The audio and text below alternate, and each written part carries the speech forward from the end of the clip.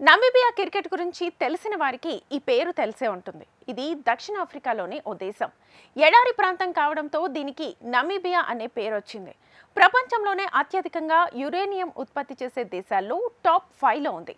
ఈ దేశానికి ప్రధాన ఆదాయ వనరు వజ్రాలు.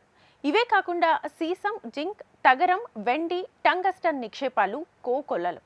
అంగట్లో అన్ని ఉన్నా అల్లుడి నోట్లో శని అన్న చందంగా మారింది నమీబియా ప్రజల పరిస్థితి. కానీ ఆ దేశ జనాభాలో సగానికి పైగా ప్రజలు పేదరికంలోనే మగ్గుతున్నారు. సగానికి పైగా ప్రజలు వ్యవసాయం మీదే ఆధారపడి బ్రతుకుతున్నారు. యురేనియం, వజ్రాలు, ఇతర ఖనిజాలు వారి బ్రతుకుల్లో మార్పులు తీసుకురావడం లేదు. తాజాగా ఆ దేశంలో భారీగా చమురు నిక్షేపాలు ఉన్నట్లుగా దిగ్గజ ఆయిల్ కంపెనీలు వెల్లడించాయి. ఆరెంజ్ బేసిన్లో 2100 కోట్ల బ్యారెళ్ల చమురును ఉన్నట్లుగా అంచనా వేశాయి. ఈ దక్షిణాఫ్రికా కంట్రీ ప్రజల తలరాత మారుస్తుందా? ఏ ప్రాంతంలో ఎంత చమురు ఉంది? ఏ కంపెనీలు చమురు కోసం అన్వేషిస్తున్నాయి? Watch the story. Africa country Namibia luck మారుతోందా? భవిష్యత్ ఆయిల్ సరఫరాదారుగా ఎదుగుతుందా?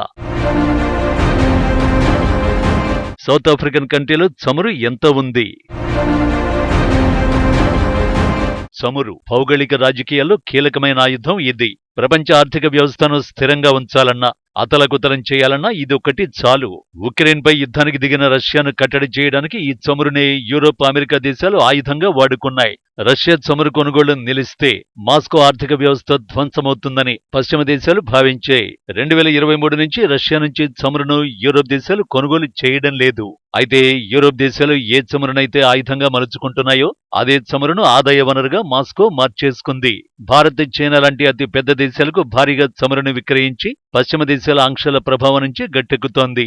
ఇదే చమురు కోసమే నువ్వు మాకొద్దు పో అని సౌదీ అరేబియా చేత్కరించుకున్నా అమెరికా మాత్రం స్నేహం కోసం ప్రాధేయపడుతోంది. అదే క్రూడాయిల్ కోసమే దక్షిణ అమెరికాలో 2 దేశాలు ఘర్షణలకు దిగుతున్నాయి. గయానాలోని చమురు నిక్షేపాలున్న ప్రాంతాన్ని తమదని వెనిజులా వాదిస్తోంది.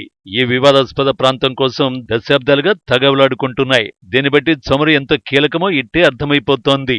భారత్, చైనా, అమెరికా లాంటి అతి పెద్ద దేశాలకు చమురు లేకపోతే ఆర్థిక వ్యవస్థలు కుప్పకూలడం ఖాయం. అందుకే ప్రపంచ దేశాలు చమురు కోసం జోరుగా అన్వేషణ కొనసాగిస్తున్నాయి.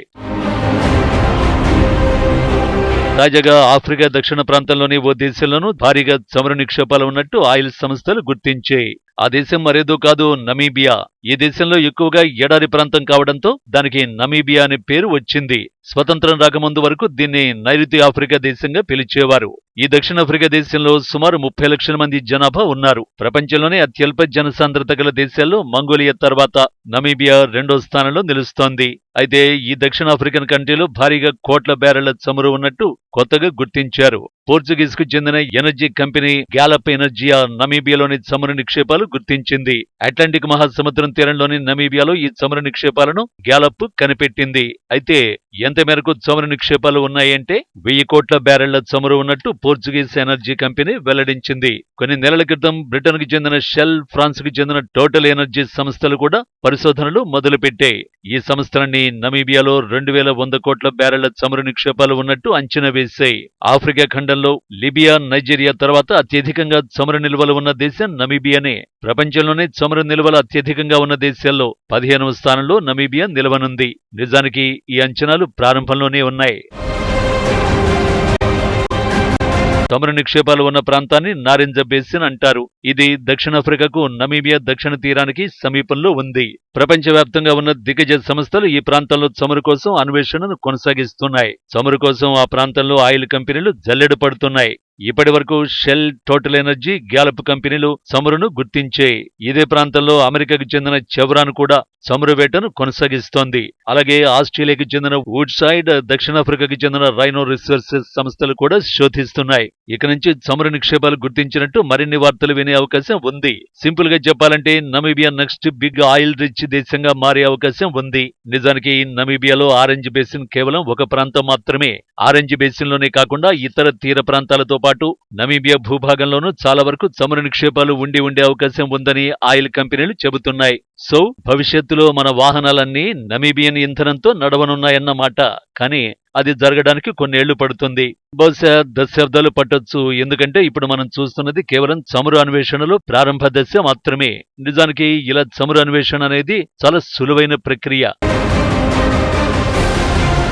అసలు సమస్య ఎక్కడ మొదలవుతుంది అంటే చమురు కోసం తవ్వకాల వద్దే. ఇదే అసలైన ప్రక్రియ కూడా. డ్రిల్లింగ్, విక్రయం, రవాణా వంటి ఇతర మౌలిక ప్రక్రియలు ఏర్పాటు చేయడానికి కొన్ని సంవత్సరాలు పడుతుంది. ఫస్ట్ నమీబియన్ ఆయిల్ 2029 తర్వాతే మార్కెట్లోకి వచ్చే అవకాశం ఉందని నిపుణులు అంచనా వేస్తున్నారు. సింపుల్ గా చెప్పాలంటే నమీబియా ఆయిల్ బయటకు తీయడానికి మరో 5 ఏళ్లు పడుతుందన్నమాట. అప్పుడు కూడా కొంతమేరే చమురు వెలికి తీస్తారట. 2035 నాటికి ఇది రోజువారీగా 3,80,000 బ్యారెళ్ల చమురు ఉత్పత్తి చేసే అవకాశం ఉన్నట్టు అంచనా వేస్తున్నారు. అంటే ఇతర చమురు ఉత్పత్తి చేస్తున్న దేశాలతో పోలిస్తే ఇది చాలా తక్కువ. 2023 డిసెంబర్లో ఆయా దేశాలు ఉత్పత్తి చేసిన చమురు గణాంకాలను చూస్తే ఇట్టే అర్థమైపోతుంది. యునైటెడ్ స్టేట్స్ నిత్యం 1,33,00,000 బ్యారెళ్ల చమురును ఉత్పత్తి చేస్తోంది. రష్యా 1,00,000 బ్యారెళ్లు, సౌదీ అరేబియా 90,00,000 బ్యారెళ్ల చమురును నిత్యం ఉత్పత్తి చేస్తున్నాయి. సింపుల్ గా చెప్పాలంటే నమీబియా ఆయా దేశాల ఉత్పత్తిని మించనప్పటికీ ఇది ప్రారంభం మాత్రమేనని నిపుణులు విశ్లేషిస్తున్నారు. ఆ తర్వాత నిత్యం లక్షల బ్యారెళ్లను ఉత్పత్తి చేసే అవకాశం ఉందని అంచనా వేస్తున్నారు. అంటే ఇది ప్రపంచానికి సరిపడా చమురును అందించడంలో కీలక పాత్ర పోషించనుంది. అయితే నమీబియా ప్రధాన ఎగుమతిదారుగా ఎదుగుతుందా లేదా అన్నది ఇప్పుడప్పుడే చెప్పలేం. ఇక్కడ మరో విషయాన్ని ప్రస్తావించుకోవాలి. నమీబియాలో భారీగా చమురు బయటపడినంత మాత్రాన మన దేశంలో పెట్రోల్ ధరలు ఏమాత్రం తగ్గవు. కానీ చమురు మాత్రం సమృద్ధిగా లభిస్తుంది. అయితే చమురు నిక్షేపాలు ఉన్నాయని రాత్రికి రాత్రి నమీబియా కూడా రిచ్ కంట్రీగా మారదు. ఉన్నట్టుండి దుబాయ్, సౌదీలా ఎంత మాత్రమూ మారదు. చమురు విక్రయాలకు కొన్నేళ్లు పడుతుంది. అంతేకాదు అవినీతికి కూడా నమీబియా దూరంగా ఉండాలి. దేశంలో చమురు క్షేత్రాల కోసం షెల్, టోటల్ ఎనర్జీ, గ్యాలప్ వంటి విదేశీ కంపెనీలు అన్వేషిస్తున్నాయి. గ్యాలప్ గుర్తించిన కొత్త చమురు ఫీల్డ్లో 80% ఆ సంస్థ నియంత్రిస్తుంది. నమీబియా స్టేట్ ఆయిల్ కంపెనీకి కేవలం 10% వాటా మాత్రమే దక్కుతుంది. మరో నమీబియన్ కంపెనీకి మిగిలిన 10% లభిస్తుంది. అంటే ప్రతి $10లలో $8 గ్యాలప్ కంపెనీకే వెళ్తాయన్నమాట. నమీబియా దేశానికి చెందిన చమురు సంస్థ విదేశీ కంపెనీలతో ఇలాంటి ఒప్పందాలని కుదుర్చుకుంది. ఇది ఏమాత్రం అప్రమత్తంగా ఉండకపోతే చమురు నుంచి లాభాలను పొందడం అసాధ్యం. నమీబియాకు దక్కాల్సిన లాభాలు పశ్చిమ దేశాలకు వెళ్తాయి. నమీబియాను చెత్తగా మార్చేస్తాయి. పశ్చిమ దేశాల కంపెనీల నుంచి బయటపడితే మాత్రం ఆ దేశానికి అద్భుతమైన భవిష్యత్తు ఉంది అనడంలో ఎలాంటి సందేహం లేదు. అయితే నమీబియాలో చమురుతో భారత్కు ఎలాంటి ప్రయోజనం చేకూరుతుంది? ప్రపంచంలోనే అతిపెద్ద చమురు శుద్ధి కర్మాగారానికి భారత్ నిలయం. ఇప్పటికే నైజీరియా, అంగోలా వంటి ఆఫ్రికన్ దేశాల నుంచి భారత్ చమురు దిగుమతి చేసుకుంటోంది. నమీబియా కూడా మరో భాగస్వామి కావచ్చు. చమురు కారణంగా రెండు దేశాలకు ఉద్యోగాలు, అభివృద్ధిని తీసుకురావచ్చు.